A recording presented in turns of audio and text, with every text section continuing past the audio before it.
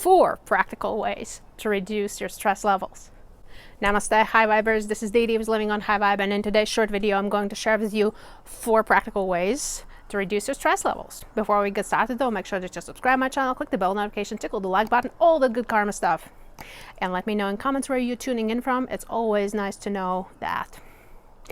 Alright, so whenever I have stress incoming, I am always going back to these 4 basic steps, and I evaluate where I'm with them, and if I'm not, if I tune it up, it always gets so much better. So I wanted to share it with you because I believe it's going to be useful. So number 1 thing is installing useful morning routines. If you have efficient morning routine, you're going to have a head start in day. So if you have a great start to the day, you will feel more in control and more empowered and confident, and that is going to reduce your stress for the day already significantly, just straight up out of bed.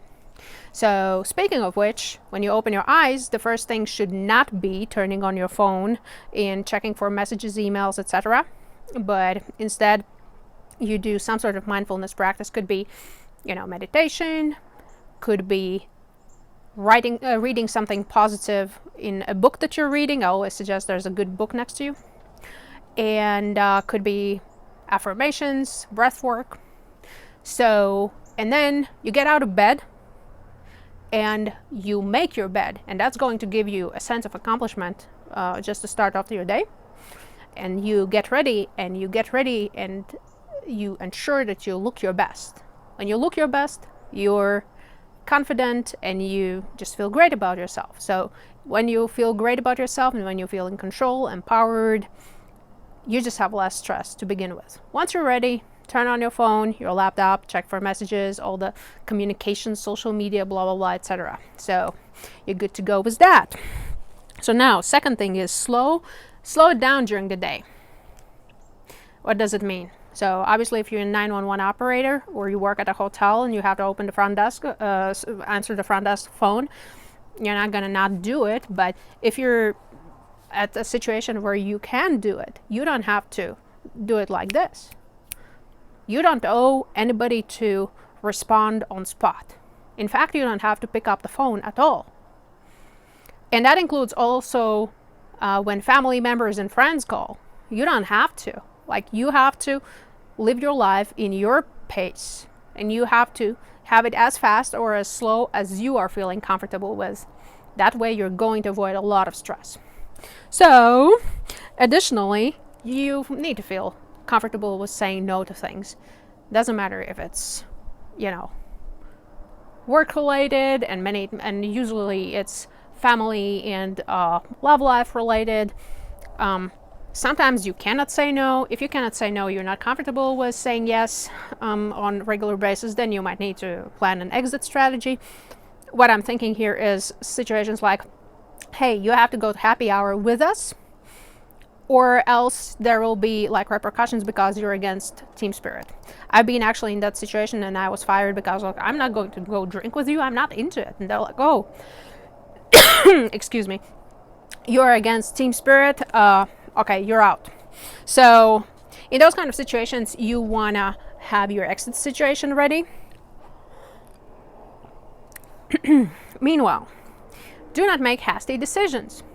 Doesn't matter if it's business deals or if it's going on vacation and saying yes to your friends that you want to go with them for a vacation on a weekend. So feel free to say, I'm going to get back to you with it. If you need to do some research, do some research. I know the situation from other side where you're selling stuff. You want to get people to say yes right away, but don't get pressured in it. You know what I mean?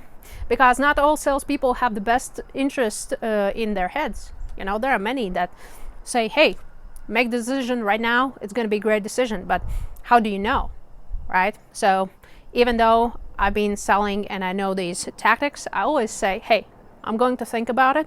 And if they don't give me space, I'm like middle finger, and that's it. Anyways, next thing is arrive early. Wherever you go, doesn't matter if it's for, private or work related, or if you work for yourself or you work for others, arrive early. If you arrive early, you're actually on time. If you arrive on time, well, you're late. So I've struggled with this for a long time, but I have learned that, hey, if I am arriving early, I feel so much more in control over everything that is happening, and I don't have to rush over head over heels to get things done, and I don't get in trouble, right? If you are at work, you're going to be, more compliant to that. But if you work for yourself, you need to keep your own word to yourself and to others, to your family members, to your significant other, to your friends. If you say you're going to be at 8 a.m. somewhere, and it happens to be your friend, you're going for coffee, just be there at 7:58. You know what I mean? It's not that difficult. Obviously, look, culturally, there are a couple of places in the world, or a few places, where people think that if you're on time, you're actually rude. And lastly, useful evening habits. One of the useful evening habits that I recommend is to already prepare for the next day mentally. So you set intentions for the next day. You can write down the plan for the next day if you're so inclined. Lay out the shoes and pants and everything that you're going to wear, including your underwear and accessories and cosmetics and jewelry. And be ready that way. And take your time to slow down. When you get into the house, don't crank up your TV or YouTube and music and everything. Just give yourself a moment to settle down. And when you sit down and you have some sort of meditation or mindfulness practice, make a decision to let go of the day. Doesn't matter if it was a great day or a really bad day.